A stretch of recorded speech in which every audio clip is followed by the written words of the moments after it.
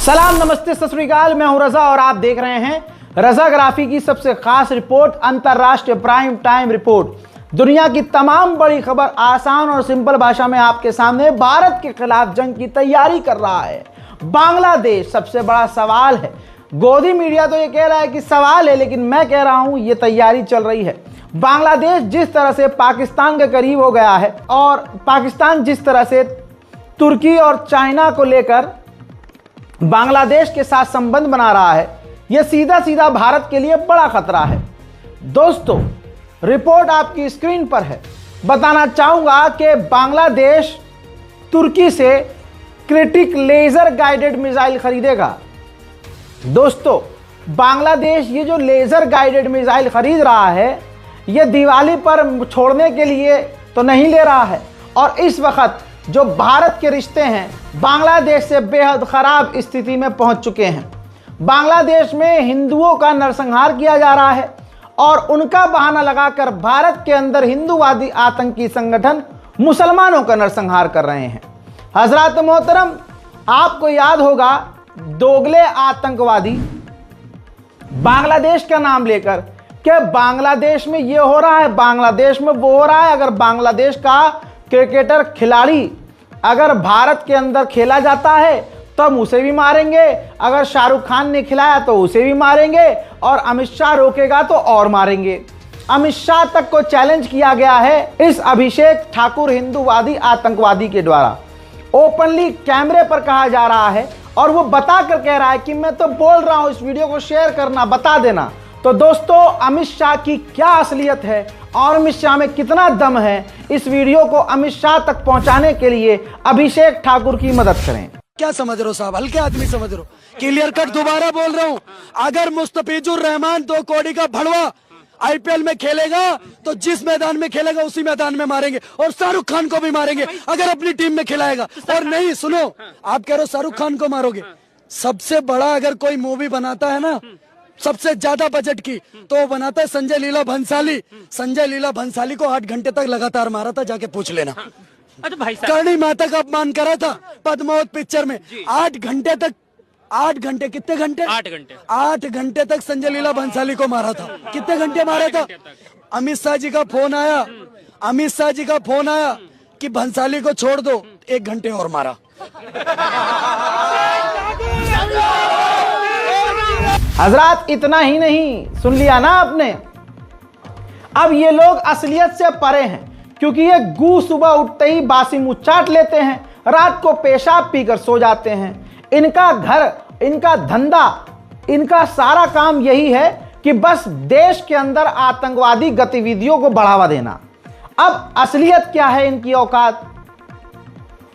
औकात ये है कि जब बांग्लादेश के अंदर पूर्व जो पीएम खालिदा जिया मरी हैं, निधन हुआ है, तो प्रधानमंत्री मोदी ने दुख जताया है। बल्कि प्रधानमंत्री मोदी ने तस्वीर शेयर की है और एक लंबा चौड़ा दुख व्यक्त करते हुए मैसेज लिखा है। यह है मोदी की असलियत और उनके चाहने वालों की असलियत। औकात अभिषेक ठाकुर तेरी यह है, और तेरे पीछे चलने वाले की औकात यह है कि तुझे अपने बाप के बारे में पता नहीं है कि तेरा बाप क्या कर रहा है, हमारी गवर्नमेंट क्या कर रही है। हजरात, ये बांग्लादेश को मिटाने की बात कर रहे हैं और वहां जो पूर्व प्रधानमंत्री मर गई हैं, तो उनके निधन पर आज 31 दिसंबर को खालिदा जिया के जनाजे में शामिल होंगे एस जयशंकर। ये हमारी भारत की विदेश नीति है 56 इंच वाली, जो हिंदुओं का नरसंहार कर रहा है। तमाम ये हिंदुत्व भगवा आतंकवादी, सुन ले तुम्हारी औकात क्या है और तुम्हारे बाप की औकात क्या है।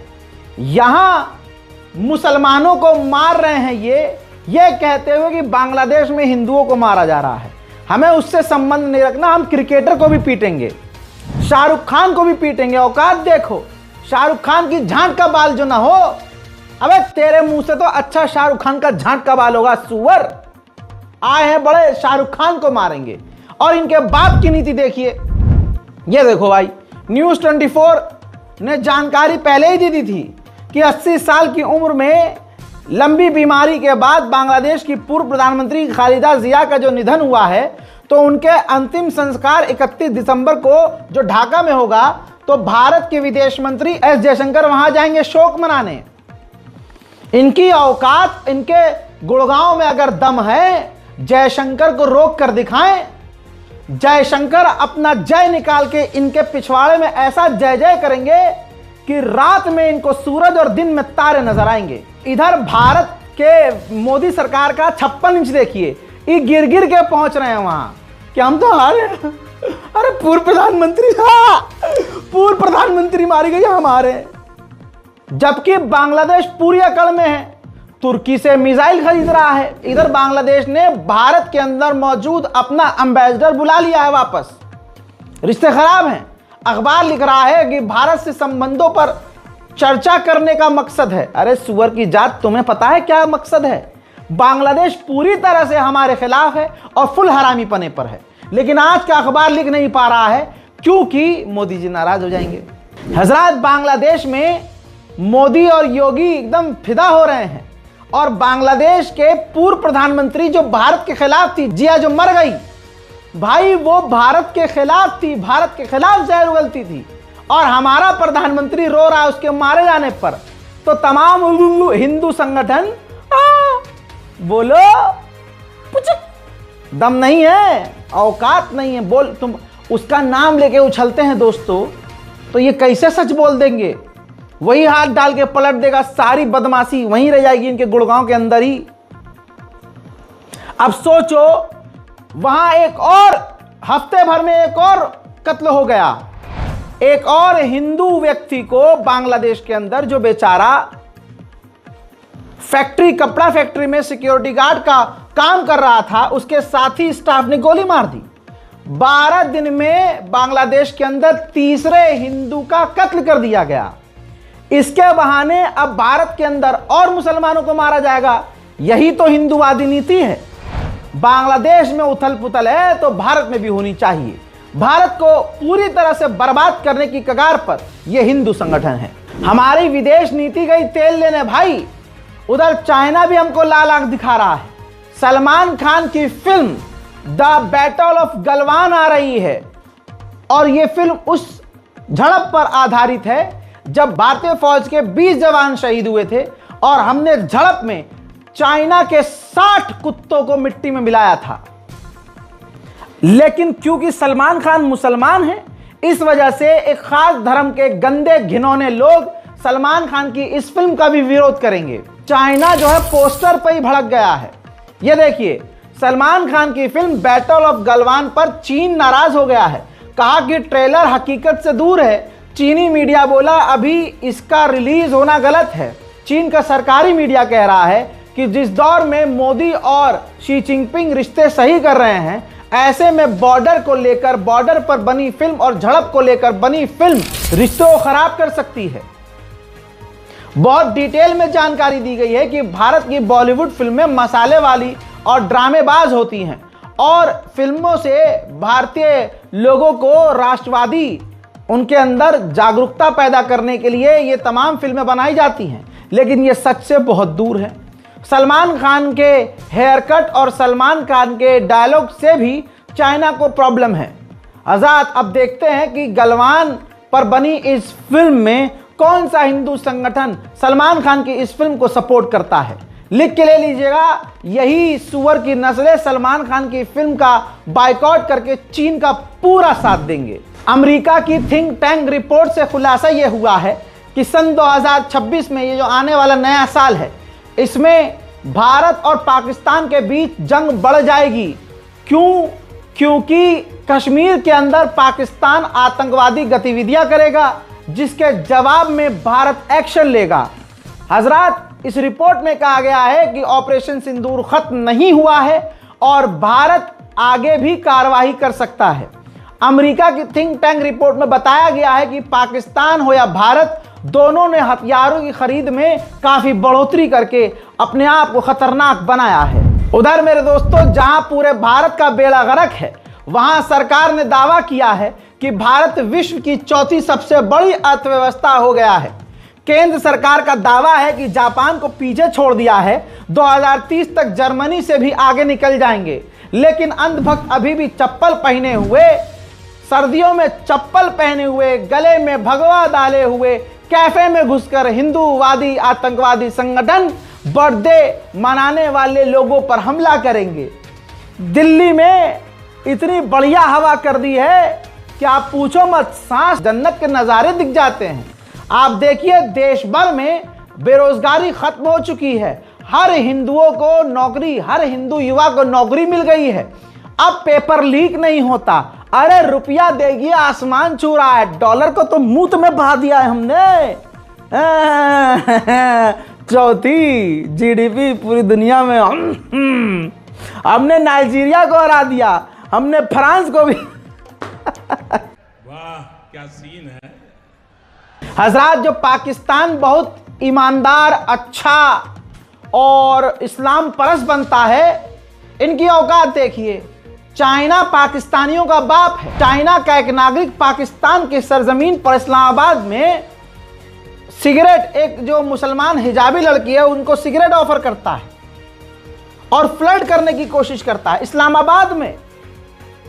सवाल यह है कि पाकिस्तान की औकात है इस व्यक्ति के खिलाफ कोई कार्रवाई करने की? नहीं है, वरना चाइना अपनी चिंकी आंखों से और इतनी छोटी उंगली से पाकिस्तान की नाक में उंगली डाल के पाकिस्तान को हवा में उछाल देगा। उधर अफगानिस्तान में हुआ है बड़ा हादसा। गोल्ड माइन आप देख सकते हैं, सोने की खदान कही जा रही थी, वो कोलैप्स हो गई है, गिर गई है, ध्वस्त हो गई है, जिसमें 3 अफगानी नागरिकों की मौत हो गई है। चाइना ने स्टारलिंक के साथ खेल कर दिया है। चाइना ने स्टारलिंक सैटेलाइट इस्तेमाल करने को बैन कर दिया और अपने लिए खतरा बताया है। उसके समुद्री इलाके में जो भी बिना लाइसेंस के स्टारलिंक की सैटेलाइट इस्तेमाल करने पर गिरफ्तारियां भी करी हैं, एक्शन भी लिए हैं और कानूनी कार्रवाई कर रहा है और अपने मुल्क के लिए स्टारलिंक एलन मस्क की जो सैटेलाइट है उसको खतरा बताया है। उधर ताइवान के बेहद करीब इलाके में चाइना लगातार खौफनाक ड्रिल कर रहा है। ऐसे में उसने सैकड़ों मिसाइल दागी है। ताइवान पूरी तरह से सहम गया है।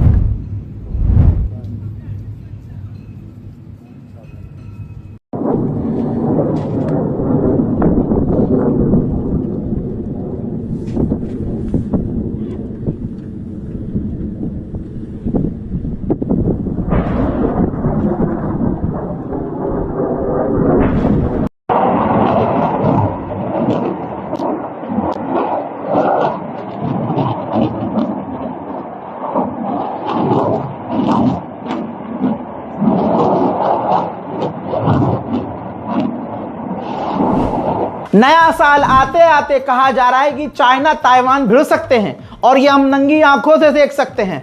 समुद्र के अंदर आप देखिए 2 युद्धपोत नजर आ रहे हैं, एक चाइना का युद्धपोत है और एक ताइवान का है। कितने करीब हैं सोच सकते हैं। दोनों हथियारबंद हैं, दोनों हथियारों से लैस हैं। कहीं भी कभी भी किसी भी वक्त कोई भी खबर आ सकती है। हालात इतने बिगड़ चुके हैं कि ताइवान ने अब चीन के खिलाफ मैदान में टैंक उतार दिए हैं।